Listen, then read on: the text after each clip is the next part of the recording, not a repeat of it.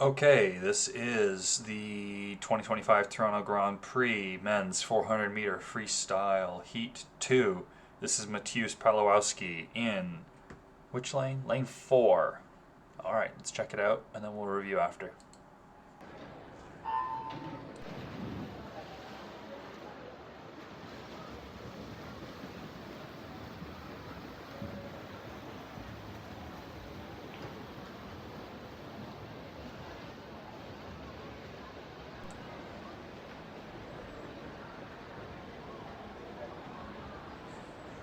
Also, clearly Connor MacDonald in lane 1.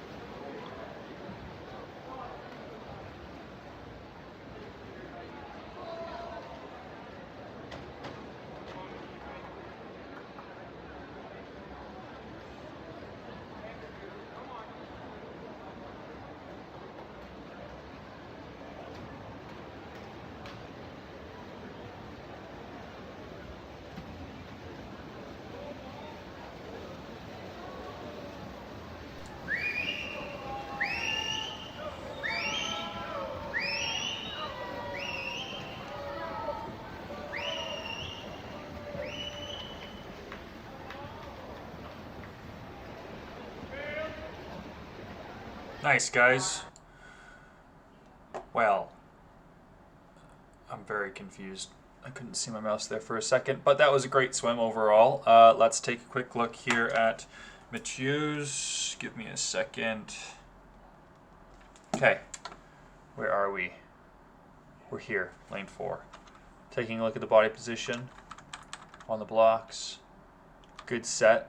Maybe we could be a bit farther forward, but overall you're looking good. Let's see what moves first.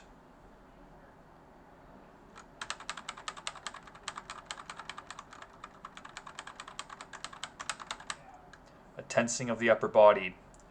Let's try and get the order of operations flipped so that instead of, like, A, take your marks, we should be as tense as we're going to get, essentially. Let's make the first thing that occurs a firing of that back leg. You get to it, but you can see how we definitely spent a couple of frames not pressing, and like now we are pressing that back leg. Good extension. Good extension on the, good extension on the front, but I'd like to see more power on the front. You can see that you clearly get to moving on that back leg, but then you lose contact with that, and it kind of just looks like you fall into the water a little bit. So a bit more of a press on that front leg, I'd say.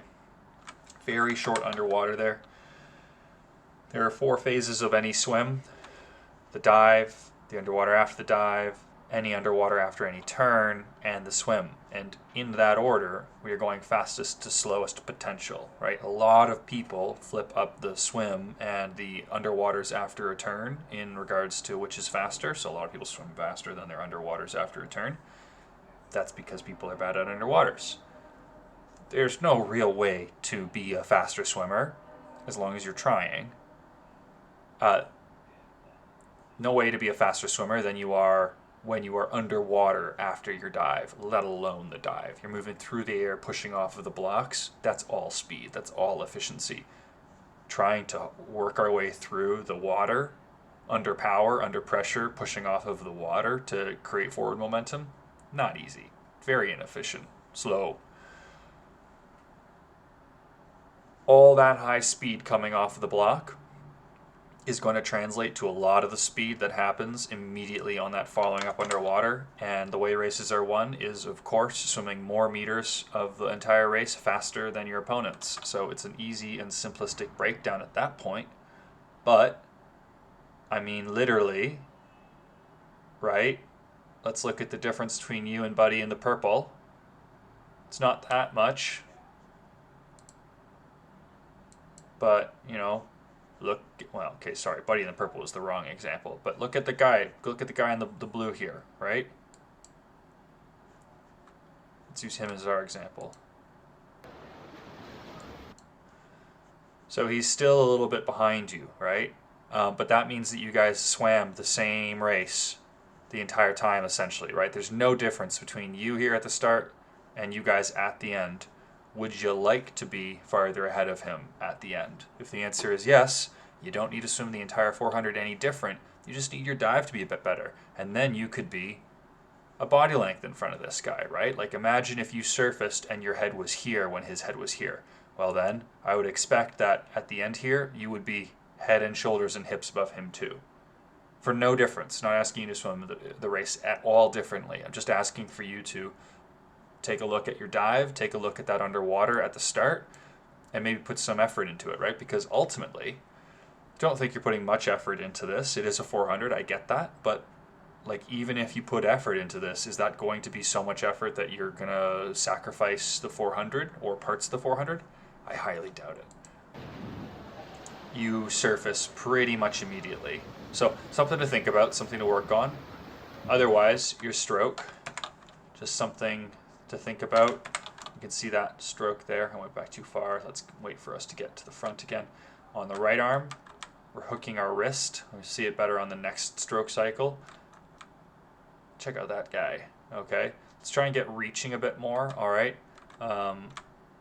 You do lay out at the end there, but a stable system, i.e. like a wrist that is tense and firm in its musculature versus one that is limp and also experiencing motion. So it's going from, that collapsed state to that extended state. Like you then have to get it to extended and then you have to set it and then you get to pull, presumably. Or if you just have that wrist a little bit more tense, a little bit more firm, a bit more of a cohesive unit, a part of your paddle, you're reaching out, you're stretching out, and then there is no setting that's required. The only other issue I have with hooking with our wrists is that sometimes even if we see a layout at the end, we sometimes don't see us actually set correctly. We're extending and we're loosening, and then by the time we start pulling, we've maybe dropped our wrist. Hard to see in the pool here. Hard to see through the refraction in the water if you are dropping a wrist under the water. You're never really going to get great shots unless it's underwater to see what's going on there, but I'm trying to work on that. So it's just something to consider. It's kind of happening a little bit on your left, but it's more egregious on your right. Gonna try and quickly do this, but thinking about overall, it's the same philosophy as I was talking with you at your start, right? Like, let's have a best opportunity at the start of the race as we possibly can.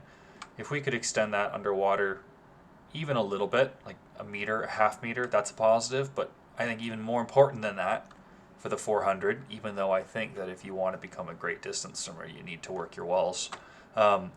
Let's not even consider working our walls. Let's consider what we do after the wall. We immediately breathe. We immediately breathe. And I think we continue to do that the whole way.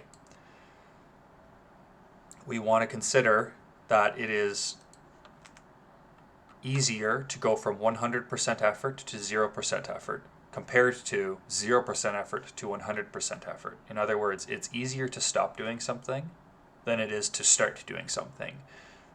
Our walls are an opportunity for us to really sit inside of that theory. It's easier to go from fast to slow than it is to go from slow to fast. If you've pushed off the wall and you're like, okay, I'm swimming easy, and I encourage you to practice this at practice. Like, don't practice this. Just experiment with it 2 times, once, okay? And you tell me what you think. Push off the wall, go like 6 meters, 5 meters, whatever. Take 3 strokes at 1 out of 10 effort. Like, Sunday swim, not even thinking about it. And then try and do 10 strokes at all out speed, sprint, okay? Like, blow your brains out, go fast. And you tell me how many meters and how many stroke cycles it takes for you in that 25 to actually get up to speed. And the answer is probably going to be that you're never going to actually reach your 25 sprint speed. Like, you're never going to achieve even the velocity. We know the time is going to be slower than your 25 sprint. But, like, it's going to take you 10, 15 meters to get going, essentially, after blitzing with that speed. The same philosophy applies when we're swimming easier, and it's not as dramatic an example. If we're swimming into the wall, like, fine, whatever. We've gotten through whatever 50 in the 400 we're at. We hit the wall, and that's an opportunity for us to start the next length at the highest potential speed, and that's whatever it can be, right? I'm not asking you to start sprinting or anything, right?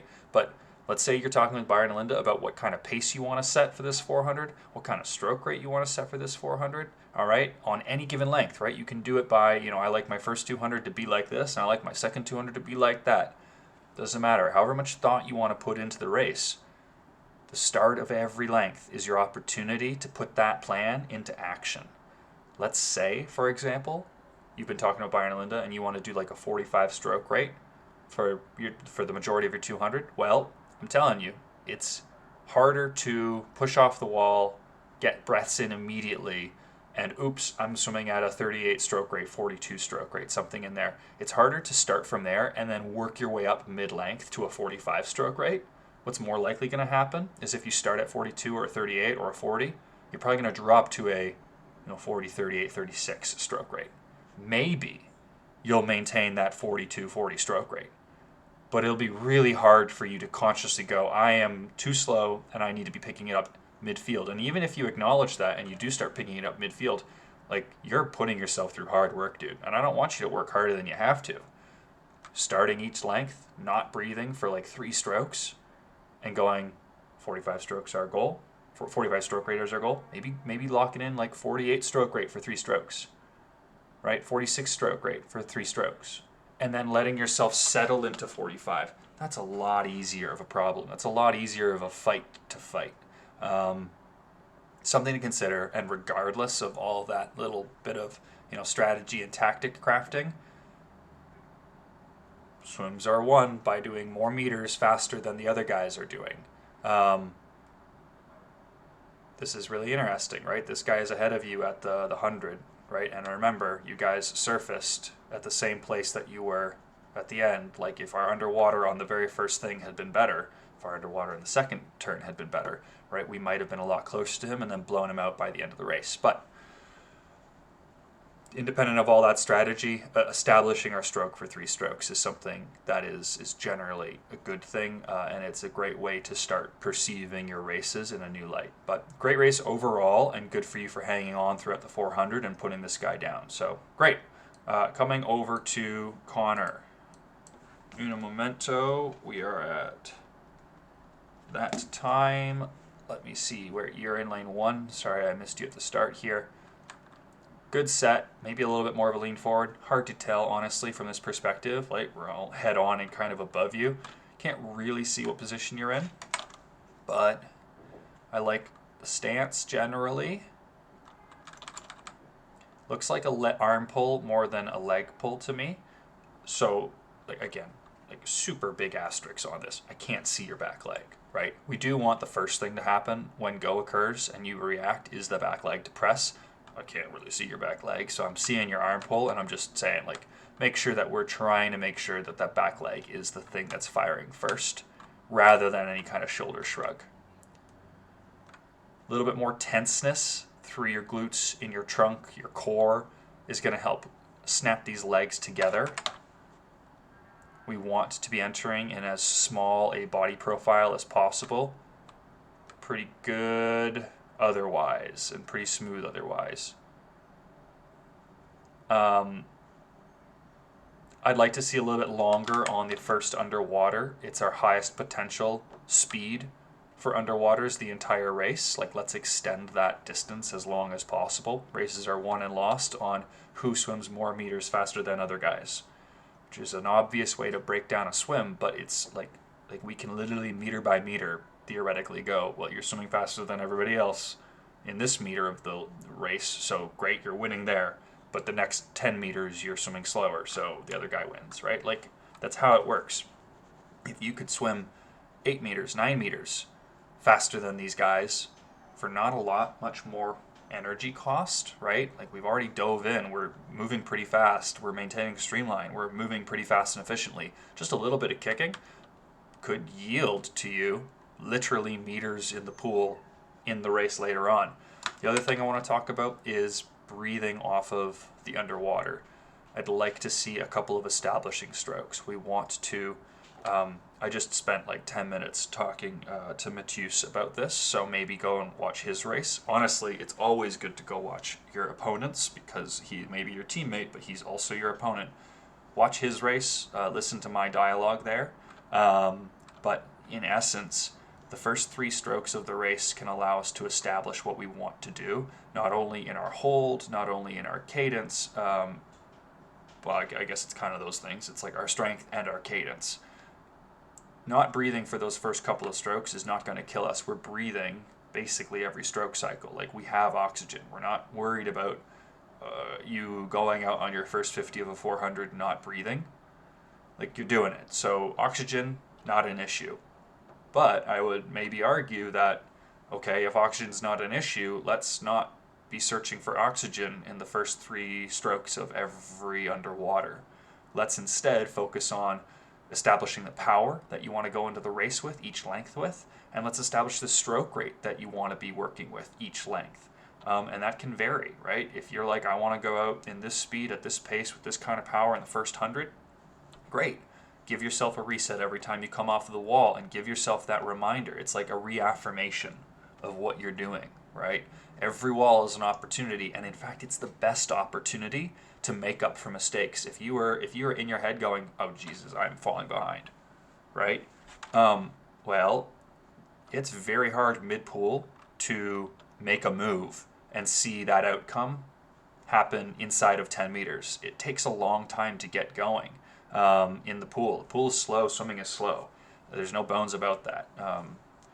We're the fastest sprinters are moving, a little bit faster than a brisk walk. Right? It's a slow sport, ultimately. So instead of making moves mid-length, make moves at the start of the length. Pushing off the wall is the best thing to push off of other than the block at the start of the race. So let's use that to our advantage, right? Other guys that make moves in the middle of the length, yeah, maybe that works for them. But guess what? They're working harder than they need to. And I'd like you to work as easily as possible, right? You're already putting in enough work, and I'd rather you be putting in your work in the race, right? Some of your turns I was noticing are pretty glidey in as well. So maybe thinking about scrunching up to the wall just a little bit more, right? I think that there was like maybe this turn. I think you like kick a good amount coming in. Yeah, like too much. Just get close to the wall. But overall, a really smooth and relaxing looking swim. Like, I love this stroke. Like, what if you did this stroke for 3 strokes at the start of every length and then settled into your easier stroke? I bet you every length would suddenly be faster, and it's because it's easier to go from a high speed to a low speed than it is to even just maintain a standard slower speed across the entire 50. Like, why not start fast and get slow rather than start slower and then keep going slower, you know? Great race though overall, man.